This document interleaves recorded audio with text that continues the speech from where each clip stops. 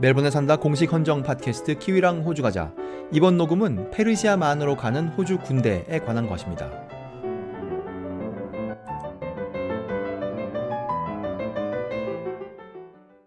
2019년 8월 24일 겨울임에도 불구하고 최고 기온이 25도까지 올라갔던 시드니에서 녹음하고 있습니다.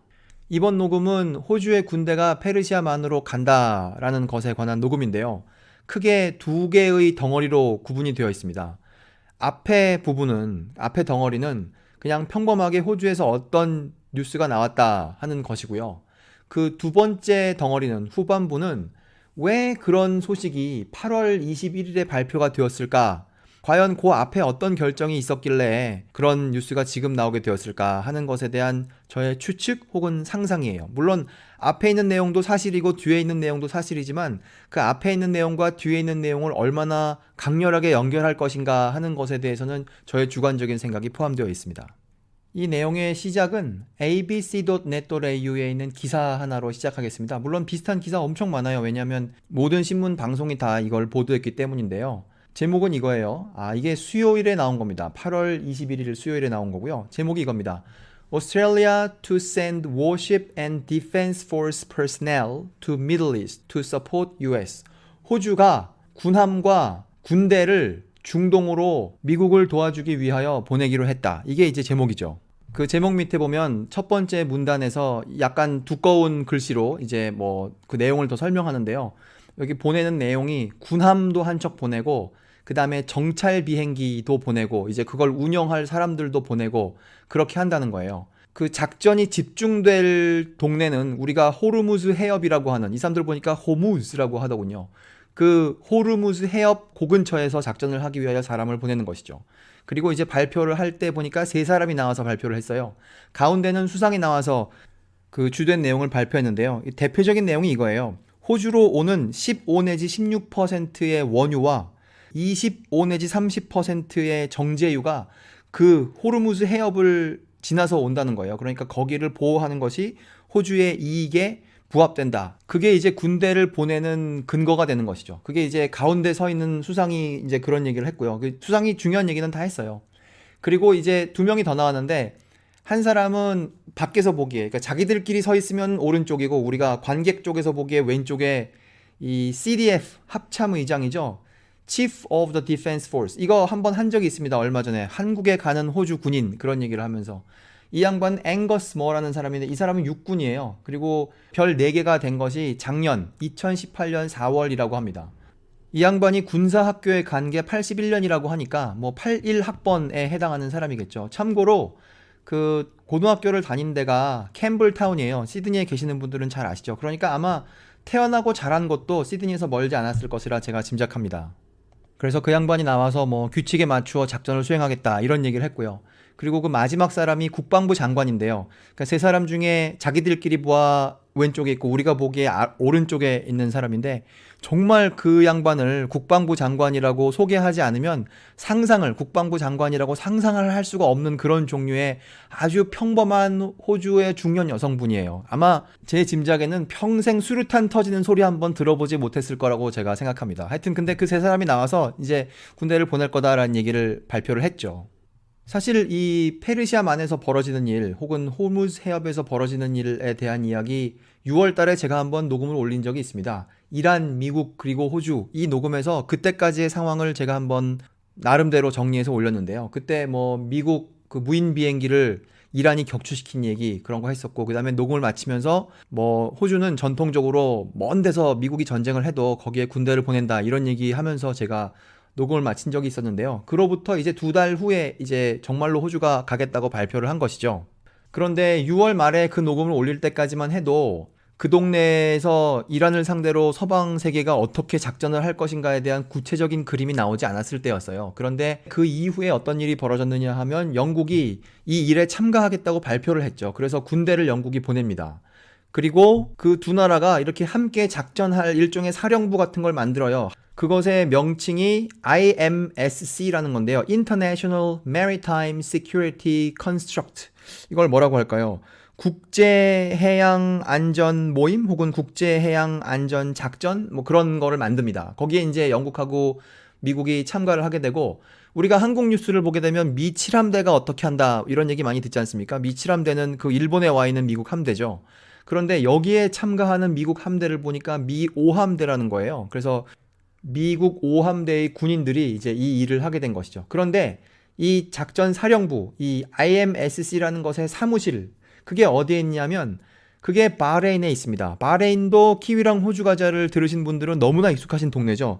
제가 과거에 올린 2018년 10월 16일에 올린 엑스팻이 살고 싶어하는 나라라는 그 나라 중 하나가 바레인이며 그 녹음은 한 절반 정도가 바레인에 대한 내용이죠. 사실 제가 그거 바레인을 알아보자라는 의도로 그 녹음을 올린 것인데요. 거기에다가 이 사무실을 두고 지금 작전을 한다는 거예요. 그래서 지금까지는 미국, 영국, 바레인 이렇게 세 나라가 하고 있었는데 이제 여기에 이제 호주 사람들이 가게 될 것이죠. 호주가 이렇게 군대를 보낸다는 발표가 있었을 때 우려하는 목소리가 나왔어요. 그래서 그것이 보도가 되었는데요. 그 목소리를 낸 사람은 과거에 국방부 장관을 한 폴 머라는 사람이에요. 이 사람 존 하워드 정부에서 국방부 장관을 했고 지금도 뭐 그런 군대 관련된 그런 역할을 맡고 있는 사람인데, 그 사람이 일종의 공개적인 편지를 썼습니다. 그 편지 자체가 공개되었는지는 모르지만 그 내용이 신문에 실렸기 때문에 이제 뭐 공개적인 편지라고 할 수 있죠. 그 사람이 이런저런 이야기를 하는데요. 그 중에 세 가지 이야기를 제 녹음에 포함시키려고 합니다. 첫째는 어디다가 군대를 보낼 때에는 적어도 국회에서 그것에 대한 논의가 있어야 하는데 이번에는 국회에서 그런 것에 대한 논의가 없이 군대를 보내니까 그것이 문제다. 그게 첫 번째 이야기고요. 두 번째 이야기는 지금 그 호무즈 해협, 거기서 벌어지는 일이 호주라는 나라 자체에 대한 위협이 아니라는 거예요. 그게 두 번째를 그 사람이 지적한 것이고, 세 번째는 지금 유엔에서 이런 일을 하자라는 그런 결정을 내린 적이 없다고 합니다. 그렇기 때문에 만일 그 호주 군인들이 거기에 가서 이란 군대와 전투라도 정말로 하게 되면 그 공격이 불법일 수가 있다는 거예요. 그 부분은 제가 읽겠습니다. Any Australian involvement in attacks on Iran would be an act of aggression and therefore illegal. 그게 act of aggression, 침략 행위로 판단될 수 있기 때문에 따라서 그것이 불법적인 전투가 될 수 있다는 거예요. 그래서 이런 내용을 다 수상 사무실로 편지를 보냈습니다. 그랬더니 그 답장이 왔어요. 그래서 답장이 다시 또 신문에 공개가 됐죠. 그 답장에 뭐 우리가 상식적으로 생각할 만한 내용들이 포함되어 있는데요. 그 동네가 위험해지고 있기 때문에 그것에 대해서 걱정이 많다. 따라서 우리가 하는 행동이, 즉 호주가 이번에 내린 결정이 그 세상을 평화롭게 하려는 국제사회의 노력, 거기에 부합되는 좋은 행동이다. 뭐 이런 답장이 왔죠. 그래서 여기까지가 전반부입니다. 전반부의 내용은 뭐 호주가 군대를 보내기로 했다, 그걸 발표했다, 그런 내용인데요. 제가 주목하는 점은 사실 중동에 군대를 보낼지도 모른다라는 생각은 6월 달부터 하던 것이에요. 그런데 왜 그런 결정과 그런 발표를 8월 21일에 하였는가? 그것이 제가 주목하는 점인데요. 그걸 후반부에서 알아보도록 하겠습니다.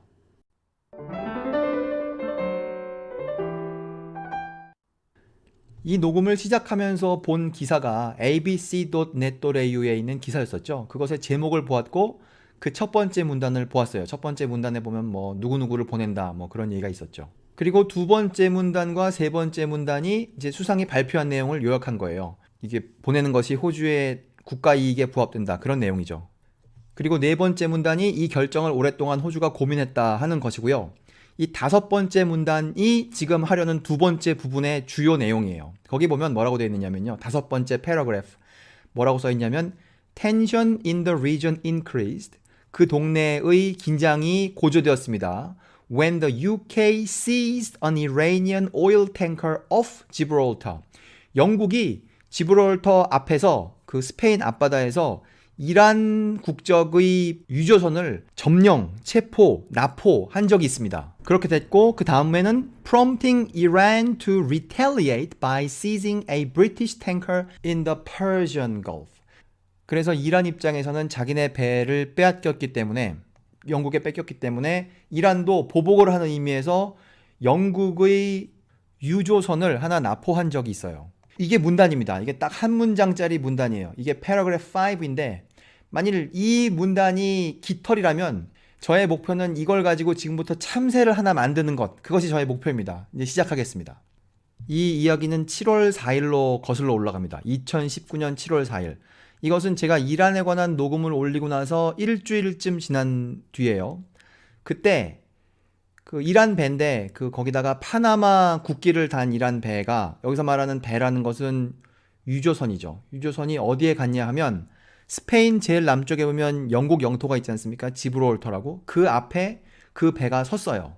그런데 그 정박해 있는 배를 상대로 영국의 해병대가 작전을 합니다. 그래서 30명의 해병대 병사들이 그 배에 올라가요.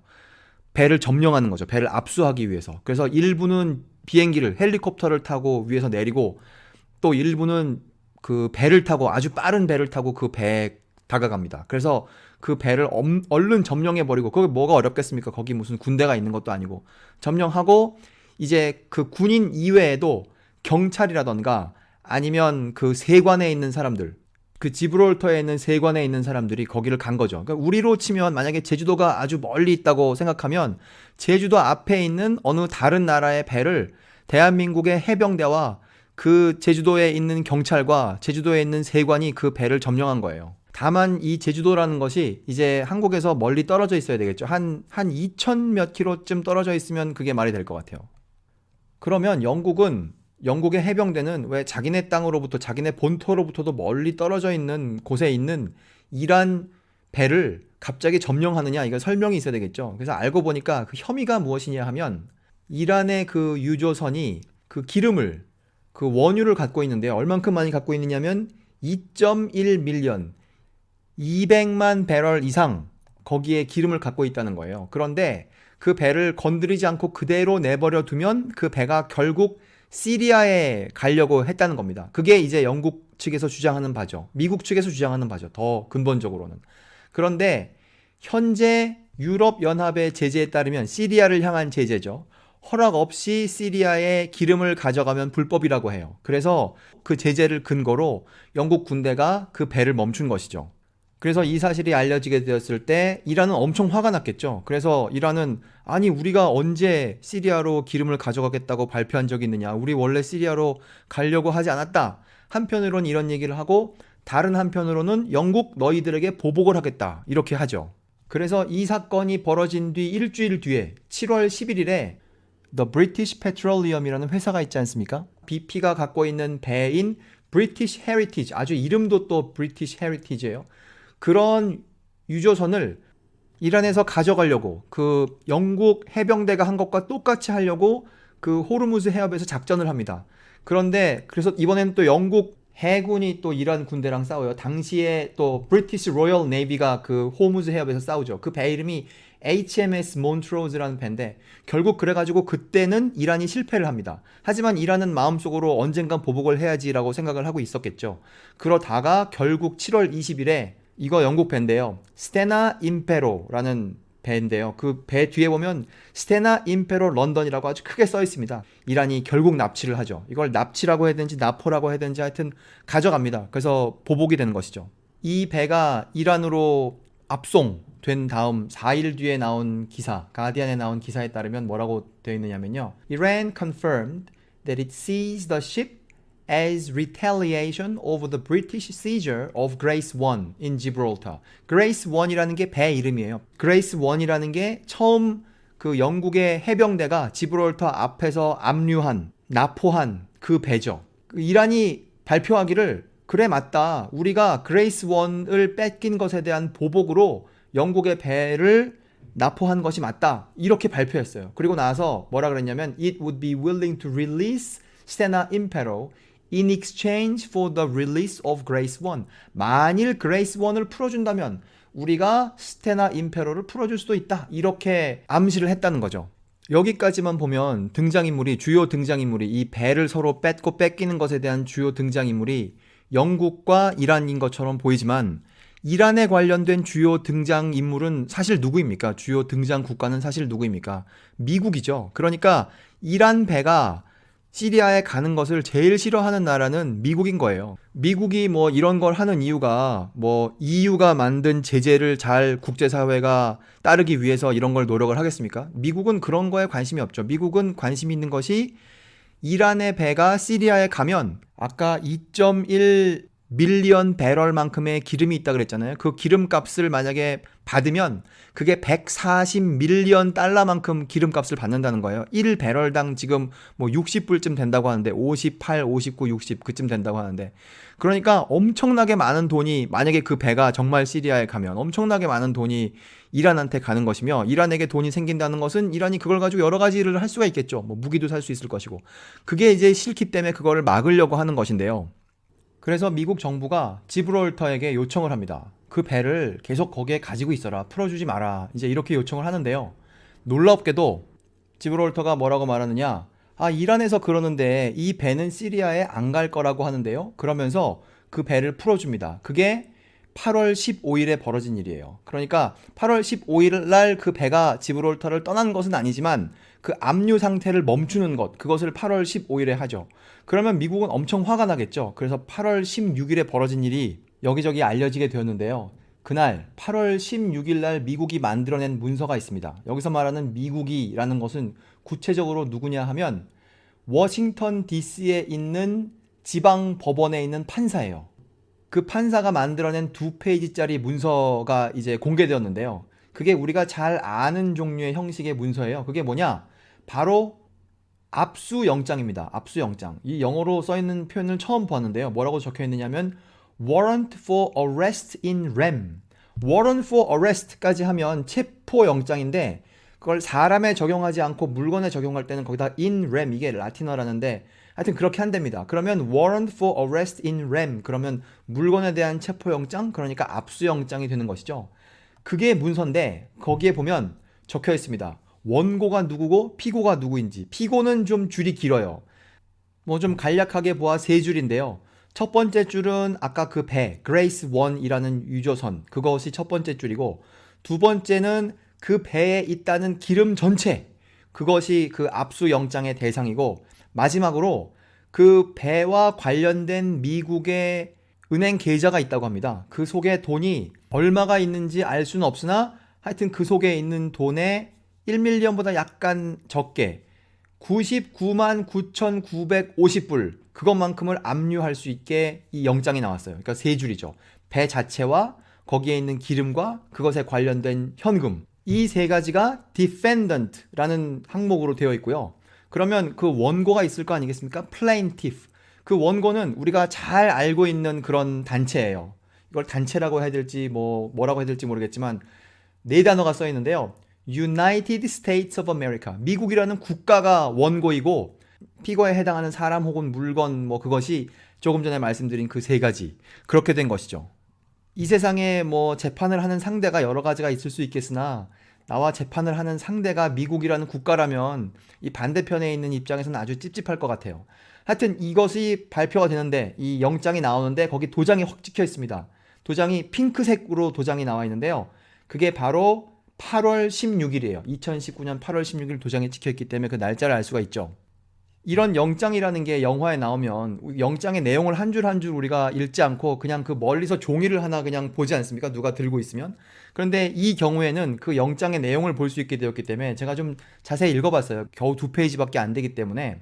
거기에 보니까 이 영장을 집행하는 사람에게 세 가지를 명령하고 있습니다. 여기 보면 You are commanded to 어쩌고 저쩌고 이것이 세 가지가 있어요. 첫 번째는 뭐냐 하면 아까 말한 그 세 가지를 가져와라. 그게 첫 번째 명령이고요. 두 번째는 이 명령을 집행함에 있어서 관련된 사람에게 이 사실을 알려주어라. To provide notice of this action to all persons. 그거를 하라고 되어 있어요. 그게 두 번째 명령입니다. 그러니까 이것을 몰래 하는 것이라기보다는 이걸 하면서 그 옆에 있는 사람들한테 내가 이걸 한다라고 알려주라는 거죠. 그리고 세 번째는 뭐라고 되어 있느냐? 이 일이 다 완성되면 다시 법원에다가 이 일이 완성되었다고 알려달라는 거예요. 여기 뭐라고 적혀 있냐면 promptly after execution of this process. 이거를 다 하고 나서 금세 다시 법원에다가 알려달라는 거죠. 제가 요걸 보고 생각한 것은 당구장이었습니다. 당구장에서 경기가 끝나면 그냥 경기 끝난 사람끼리 잘 쳤습니다 하고 각자 화장실에 간다거나 주차장으로 간다거나 그러면 안 되겠죠. 경기가 끝나면 바로 그 빨간 버튼을 눌러서 그 아저씨가, 주인 아저씨가 저 집은 이제 당구가 끝났구나, 요금 계산을 해야지, 그걸 알려줘야 되지 않겠습니까? 그런 거에 해당하는 행동이 아닐까, 제가 그렇게 생각해 봤습니다. 그런데 아까 8월 15일 광복절에 지브롤터 정부가 배를 풀어주겠다고 하지 않았습니까? 미국 정부가 요청하는데도 불구하고. 그런데 이번에는 그 다음 날에 미국 정부가 이제는 법원에 영장을 가지고 온 거예요. 그랬을 때 그로부터 이틀 뒤 8월 18일에 이번에는 다시 지브롤터에서, 거기 정부에서 미국에서 영장을 들이댔음에도 불구하고 우리가 거절을 하였어요, 그 배는 떠납니다, 이렇게 발표를 한 거예요. 그래서 배가 원래는 파나마 국기를 달고 다녔다고 하지 않았어요? 이번에는 정직하게 이란 국기를 달고 그 다음에 페인트칠도 좀 새로 해서 배 이름도 조금 바꾼 다음에 그게 지브롤터를 떠납니다. 그래서 우선 그게 어디로 가느냐? 그리스로 간다는 거예요. 그러니까 이제 미국은 그리스한테 엄청 겁을 줬겠죠. 만일 그 이란 배가 왔는데 그리스가 도와주거나 하면 절단 날 줄 알아, 이렇게 하지 않았겠습니까? 그래서 그리스가 발표했어요. 우리는 절대로 그 배를 도와주지 않겠습니다 라고 그리스가 발표했어요. 지금 CNBC에 난 기사, 이틀 전에 난 기사인데요. 여기서 말하는 이틀 전이라는 것은 22일이죠. 그때 난 기사의 제목이 이거예요. Greece promises US. 그리스가 미국에게 약속했습니다. It won't help an Iranian oil tanker reach Syria.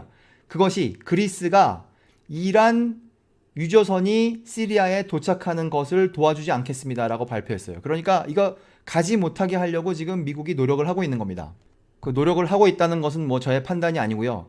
23일, 그러니까 어제 금요일에 나온 글에 따르면, 로이터가 발표한 글의 제목은 US warns it will aggressively enforce sanctions over Iran tanker.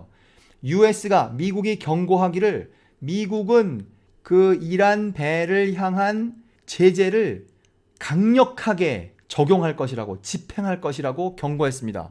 여기 나온 단어, 핵심적인 단어가 이거죠.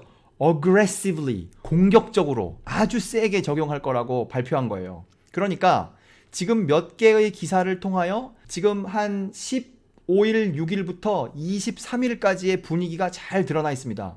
미국은 지금 이란을 상대로 세게 하고 싶은데 어떤 애들은 말을 잘 안 듣고, 어떻게 보면 좀 분위기가 지역에 따라서는 느슨한 것 같기도 하고 그렇단 말이에요. 이런 상황에서 호주 정부가 21일에 발표한 우리도 군대를 보내겠습니다 라고 하는 것이 얼마나 이 전체적인 큰 그림으로 볼 때 미국에게 도움이 되겠습니까? 뭐 그것은 저의 개인적인 추측이에요. 아무도 뭐 그것 때문에 그날 그렇게 했다고 하지 않지만, 제가 보건대 그 그림 속에 그날의 그런 발표가 있으면 미국 입장에서 보기에 참 좋을 것 같다, 그런 생각이 들었습니다. 혹시 이 녹음을 들으시는 분들 중 무슨 뭐 백악관에서 일하신다거나 아니면 뭐 캔버라에서 일하시는 분들 중 절대로 그게 그런 것이 아니다라고 알고 계시는 분들은 제발 좀 저에게 알려주십시오. 키위랑 호주 과자의 이메일 주소는 공개가 되어 있습니다. kiwi.hoju@gmail.com입니다. 여기까지가 제가 준비한 본론이에요. 그런데 이 본론을 준비하는 과정에서 등장인물이 많이 있었겠죠. 여러 나라 사람들이 등장했는데 제가 그거를 보는 과정에서 이 사람들은 참 스토리가 재밌다라고 생각하는 사람들이 있어요. 그래서 제가 간단하게 언급하려고 합니다. 첫 번째 사람들은요, 그 배, 그레이스 원이라는 배에 타고 있는 선원들이에요. 그 선원들은 보니까 주로 인도 사람들이더군요. 그런데 그 보도하는 과정에서 그 선원들의 삶을 잠시 이 화면에 담은 적이 있었는데요. 이 스토리는 좀 무시무시한 스토리가 아닙니까? 그 배에 군인들이 올라오고 막 그러는데 그 화면에 나온 그 인도 사람들의 표정은 너무 밝았어요. 근데 제가 짐작을 해보건데 거기가, 지브롤터가 스페인 남부니까 거기랑 아무런 관련이 없는 사람들도 일부러 거기에 가지 않습니까? 거기에 있는 무슨 뭐 환경과 날씨와 이런 걸 즐기러.